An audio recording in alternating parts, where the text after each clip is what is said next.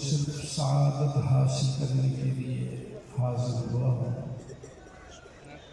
کئی سال سے یہ تمنا تھی کہ اس عظیم اجتماع میں شرکت ہو۔ اعمال نامہ عمل میں ہے نہیں، شاید اس اجتماع کی شرکت کی برکت سے حق تعالی شانہ مغفرت کا فیصلہ فرما دے۔ یہ ختم نبوت کے سلسلے میں عظیم اجتماع ہے۔ حضرات اکابر نے اپنے ملفوظات کے ذریعے سے، اپنے نورانی کتابات کے ذریعے سے آپ کو بہت کچھ سنا دیا۔ ایک رسالے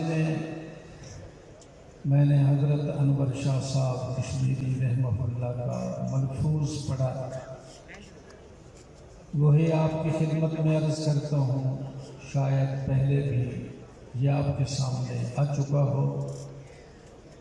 حضرت فرماتے ہیں اگر ہم نے تحفظ ختم نبوت کے سلسلے میں کوئی کردار ادا نہ کیا نعوذ باللہ، تو فرمایا پھر گلی کا کتا ہم سے بہتر ہے۔ بھائی یہ ملفوظ کوئی معمولی ملفوظ نہیں، بوڑھوں کے لیے، جوانوں کے لیے، مردوں کے لیے، عورتوں کے لیے یہ بہت بڑا مؤثر ملفوظ ہے۔ ہماری جوانیاں، ہمارا بڑھاپا، ہماری قوتیں اس مقصد کے لیے اگر صرف ہو جائیں تو انشاءاللہ ہمیں مغفرت کی امید ہے۔ میں نے ایک رسالے میں یہ بھی پڑھا، حضرت اقدس حضرت عطا اللہ شاہ صاحب بخاری رحمۃ اللہ علیہ کی وفات کے بعد محدث اعظم حضرت مولانا رسول خان صاحب نے خواب میں دیکھا جناب رسول اللہ صلی اللہ علیہ وسلم تشریف فرما ہیں اور دائیں طرف حضرت صدیق اکبر بیٹھے ہیں۔ تو آقا نے حضرت صدیق اکبر سے ارشاد فرمایا، یہ دستار فضیلت ہے، میرے بیٹے عطا اللہ شاہ صاحب بخاری نے میری ناموس کی حفاظت کے لیے بہت کردار ادا کیا ہے۔ یہ دستار فضیلت عطا اللہ شاہ صاحب بخاری کے سر پر سجا دی جائے۔ حضرت صدیق اکبر نے آقا کے حکم کے مطابق دستار فضیلت عطا اللہ شاہ صاحب بخاری کے سر پر سجائی۔ حضرت صدیق اکبر سے لے کر آج تک علماء الحمدللہ ناموس رسالت کے لیے، عقیدہ ختم نبوت کے تحفظ کے لیے کردار ادا کرتے چلے آ رہے ہیں۔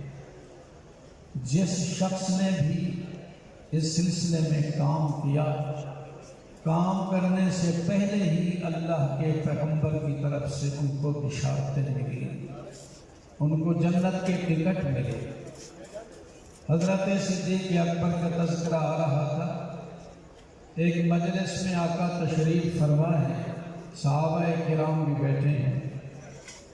آقا نے ارشاد فرمایا، خصال الخیر ثلاثۃ مئہ وستون خصلہ، 360 خصلتیں، اخلاق اور اعمال ایسے ہیں، اگر اللہ رب العزت ان 360 خصلتوں میں سے کوئی خصلت اپنے کسی بندے کو عطا کرتے ہیں تو اس ایک خصلت کی وجہ سے وہ جنت کا مستحق بن جاتا ہے۔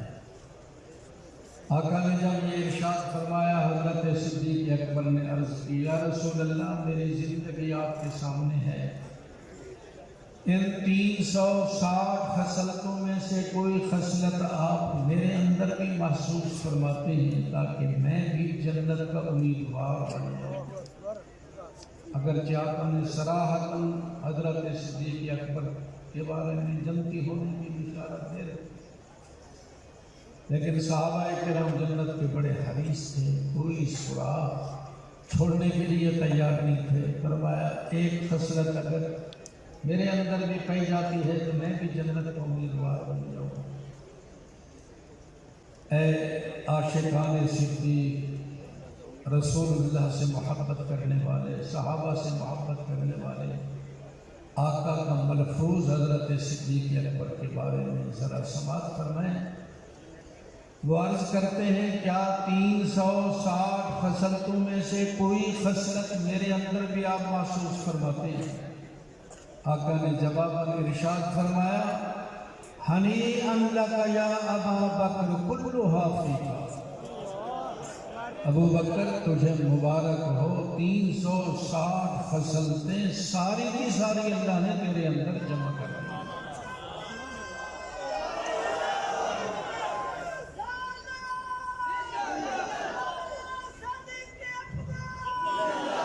تو بھائی ہم سب کی یہ ذمہ داری ہے، جہاں تحفظ عقیدہ ختم نبوت میں ہم نے کردار ادا کرنا ہے، دفاع صحابہ میں بھی ہم نے کردار ادا کرنا ہے۔